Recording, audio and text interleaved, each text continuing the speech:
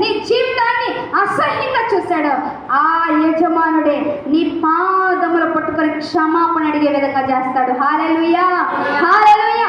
అలా కాదని నీ జీవితంలో నీ హృదయంలో నీ భర్తను హీన చూపు చూసిన ఎడల, నీ భర్తను దూషించిన ఎడల, నిన్ను చూస్తున్న దేవుడు, నువ్వు ఆలోచించిన ప్రతి ఆలోచన, నువ్వు ఆలోచించే ప్రతి తలంపు సమస్తము ఎరిగి ఉన్నాడు కాబట్టి ప్రతి దానికి ప్రతిఫలం ఇస్తాడని మాత్రము మర్చిపోకూడదు. ప్రియ దేవుని బిడ్డల, ఈరోజు చాలా మంది నోటి మాటతోనే ప్రేమ చూపిస్తూ ఉంటారు.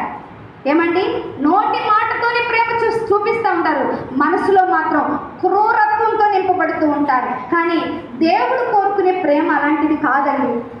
ఆయన ఏ ప్రేమ కోరుకుంటున్నాడో తెలుసా? ఆయన ఏ ప్రేమ కావాలని చూస్తున్నాడో తెలుసా? కపటము లేని ప్రేమను చూస్తా ఉన్నాడు. నిష్కపటమైనటువంటి